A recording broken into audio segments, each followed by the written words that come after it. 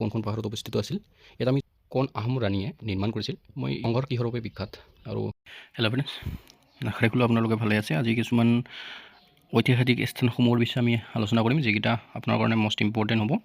ঠিক আছে, সম্পূৰ্ণ যদি চাই তেন্তে আপোনালোকে ইয়াত ফলত কিছুমান ইম্পৰ্টেণ্ট টপিক পাব। তো আশা ৰাখিলোঁ সম্পূৰ্ণ লৈ যাব।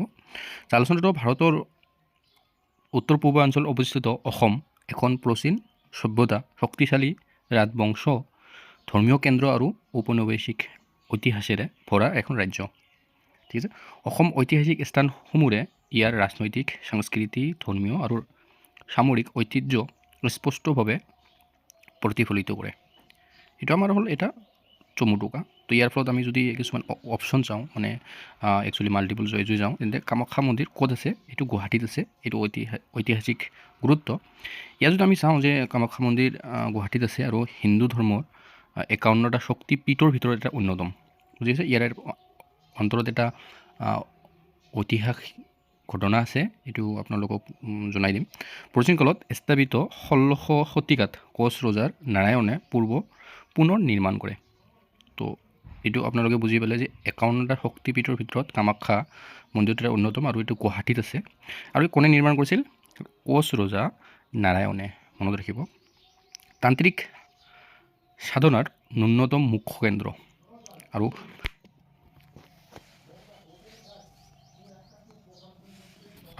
ধৰ্মীয় আৰু সাংস্কৃতিক গুৰুত্ব, মাতৃশক্তিৰ প্ৰতীক দেৱী কামাখ্যালৈ উৎসৰ্গিত। অম্বুবাচী মেলা বিশ্ববিখ্যাত, য'ত ঋতু চক্ৰক পূজা কৰা হয়। তো এইটো কামাখ্যা মন্দিৰত হয়। কামাখ্যা মন্দিৰ অসমীয়া আধ্যাত্মিকতাৰ প্ৰাণকেন্দ্ৰ। তো নিশ্চয় কামাখ্যাৰ বিষয়ে যিখিনি জানিবলগীয়া কথা আছে আপোনালোকে নিশ্চয় বুজি পালে। মই আশা ৰাখিলোঁ গোটেইখিনি চালে। মই লাষ্টত আপোনাক সাৰাংশটো দি দিম। এটা আহিল শিৱসাগৰ। ঠিক আছে, শিৱসাগৰ আহোম ৰাজ্যৰ ৰাজধানী। মনত ৰাখিব, আহোম ৰাজ্যৰ ৰাজধানী। আহোমসকলে প্ৰায় 600 বছৰ অসমত বসবাস কৰিছিল, মানে ৰাজত্ব কৰিছিল, 1228 পৰা 1226লৈ। মনত ৰাখিব, আহোমসকলে 600 বছৰ ৰাজত্ব কৰিছিল আৰু 1228 পৰা 1226লৈকে, 1826লৈকে অসম শাসন কৰিছিল। শিৱসাগৰ আছিল আহোম ৰাজ্যৰ ৰাজধানী। তো আহোমৰ ৰাজধানী শিৱসাগৰ আছিল, বুজি পালে। এতিয়া গুৰুত্বপূৰ্ণ স্থানসমূহ যদি চাওঁ আমি, যে ৰংঘৰ। ঠিক আছে, ৰংঘৰ এছিয়াৰ প্ৰাচীনতম খেলাঘৰ। ৰংঘৰটো আহোম ৰজাই খেল ধেমালি চাবৰ বাবে এইটো ৰংঘৰ ব্যৱহাৰ কৰিছিল। আহোম স্থাপত্যকলাৰ উৎকৃষ্ট নিদৰ্শন। ঠিক আছে, আহোমসকলৰ বুজি পালে যে শিৱসাগৰ আছিল আহোমসকলৰ ৰাজধানী, আৰু সিহঁতৰ ৰংঘৰ স্থাপিত কৰিছিল আৰু ৰংঘৰ খেলা ধূলাৰ কাৰণে চাইছিল। নিশ্চয় বুজি পাইছে। এতিয়া আমি যদি নেক্সটটো চাওঁ, নেক্সটটো আছে তলাঘৰ, যিকেইটা আমি আজি আলোচনা কৰিম গোটেইকেইটা অতি গুৰুত্বপূৰ্ণ।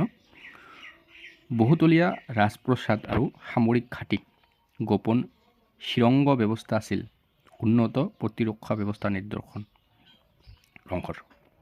তাৰপিছত আছে কাৰেংঘৰ আহোম ৰজাৰ ৰাজপ্ৰসাদ। তো কাৰেংঘৰ যদি কি কয়, তেন্তে আহোম ৰজাসকলৰ ৰাজপ্ৰসাদ আছিল আৰু ৰাজ্য শাসনৰ মুখ্য কেন্দ্ৰ আছিল এইটো। তাৰপিছত আছে শিৱসাগৰে আহোমসকলৰ ৰাজনৈতিক আৰু সামৰিক শক্তিৰ সাক্ষ্য বহন কৰে। তাৰপিছত শিৱসাগৰ পুখুৰী আহে। শিৱসাগৰ পুখুৰী কেতিয়া স্থাপিত কৰা হৈছিল? 1734 চনত ৰাণী অম্বিকাই নিৰ্মাণ কৰিছিল। তোমালোকে ৰাখিব, শিৱসাগৰ পুখুৰী কেতিয়া আৰু কোনে নিৰ্মাণ কৰিছিল? 1734ত নিৰ্মাণ কৰিছিল শিৱসাগৰ পুখুৰী, ৰাণী অম্বিকাই কৰিছিল। ভাৰতৰ ন্যূনতম বৃহৎ মানুহে বনোৱা পুখুৰী এইটো। কাষত আছে শিৱদৌল, বিষ্ণুদৌল আৰু দেৱীদৌল। ইয়াত আপোনাৰ অপশ্যন আহিব পাৰে যে শিৱ পুখুৰীৰ ওচৰত কি আছে? এটা শিৱদৌল আছে, বিষ্ণুদৌল আৰু দেৱীদৌল আছে। ই আহোমসকলৰ জল ব্যৱস্থাপনা আৰু নগৰ পৰিকল্পনাৰ দক্ষতা প্ৰকাশ কৰে। নিশ্চয় বুজি পাইছে। তাৰপিছত অতি গুৰুত্বপূৰ্ণটো হ'ল চৰাইদেউ মৈদাম। অসমৰ পিৰামিড, ঐতিহাসিক গুৰুত্ব। আহোম ৰজা আৰু সম্ভ্ৰান্ত ব্যক্তিৰ সমাধিস্থলসমূহ, এইটো হ'ল পিৰামিড, যিটো আমাৰ চৰাইদেউৰ মৈদাম। মিছৰ পিৰামিডৰ সৈতে তুলনা কৰা হয়। আৰু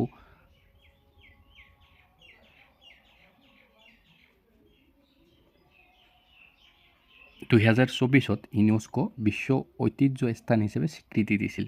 তো এইটো মনত ৰাখিব যে আহোম ৰজাৰ কি কৈছে, চৰাইদেউৰ মৈদাম কেতিয়া ইউনেস্কোই বিশ্ব ঐতিহ্য স্থান হিচাপে গুৰুত্ব প্ৰদান কৰিছিল?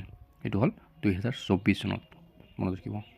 সাংস্কৃতিক অৰ্থ মৃত্যুৰ পিছত জীৱনৰ বিশ্বাস প্ৰতিফলিত মাটি ইটা আৰু পাথৰেৰে নিৰ্মাণিত মৈদামসমূহ অসমৰ অন্যান্য সমাধি স্থাপত্য। তাৰপিছত আমি হাজো হ'ল ধৰ্মীয় ঐক্যৰ প্ৰতীক। হাজো এনে এখন ঠাই য'ত হিন্দু মুছলমান সকলো বৌদ্ধ ধৰ্মৰ মিলন দেখিবলৈ পোৱা যায়। ঠিক আছে, হিন্দু ধৰ্ম হয়গ্ৰীৱ মাধৱ মন্দিৰ, ইছলামত পোৱা যায় মক্কা, আৰু বৌদ্ধ ধৰ্ম বৌদ্ধ নিৰ্মাণ স্থান হিচাপে বিশ্বাস কৰে। ঠিক আছে, হাজো অসমীয়া ধৰ্ম সহনশীলতাৰ এক জ্বলন্ত নিৰ্দেশ। তাৰপিছত কামদেৱ বা কামৰূপ। ঠিক আছে, তাৰপিছত 1200 শতিকাৰ পুৰণি মন্দিৰ ধ্বংস শেষ। পাল বংশৰ সময়ছোৱাত শিল্পকলাৰ নিৰ্দেশন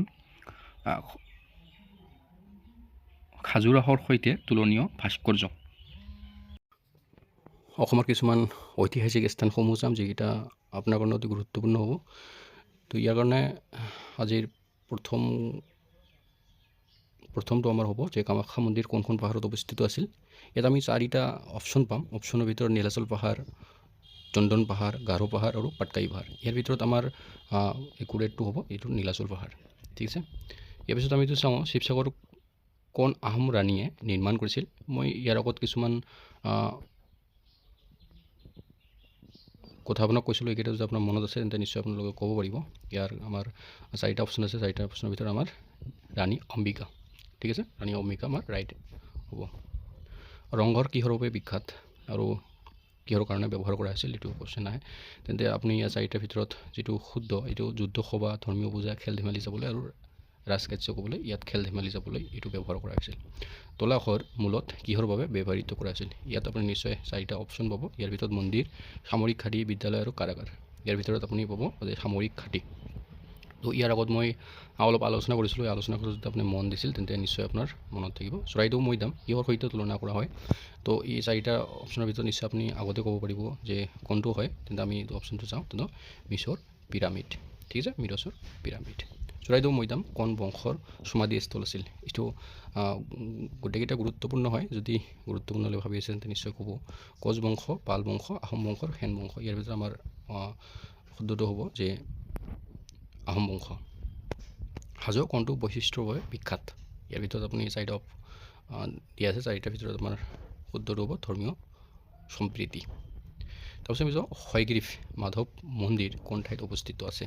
4টা আমাৰ অপশ্যন দি আছে শিৱসাগৰ, তেজপুৰ, হাজো আৰু ধুবুৰী। ইয়াৰ ভিতৰত আপোনাৰ হ'ব হাজো। মাদন কামদেৱ কোন জিলাত অৱস্থিত। 4টা আমাৰ অপশ্যন দি আছে নগাঁও, কামৰূপ, গোলাঘাট, যোৰহাট। তাৰ ভিতৰত আমাৰ ৰাইটটো কামৰূপ। মাদন কামদেৱৰ ভাস্কৰ্য কোন যুগৰ নিৰ্দেশন। ইয়াত আপুনি 4টা পাব যে আহোম যুগ, পাল যুগ, মোগল যুগ আৰু ব্ৰিটিছ যুগ। ইয়াৰ ভিতৰত পাল যুগ হ'ব।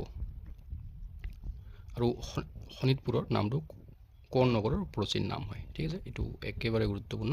4টা অপশ্যনৰ ভিতৰত আমাৰ শুদ্ধটো হ'ব তেজপুৰ। দা পৰ্বতীয় ধ্বংস শেষ কোন ঠাইত অৱস্থিত আছে। 4টা অপশ্যন আমাৰ দিয়া আছে হাজো, তেজপুৰ, শিৱসাগৰ আৰু ধুবুৰী। ইয়াৰ ভিতৰত আমাৰ হ'ব তেজপুৰ।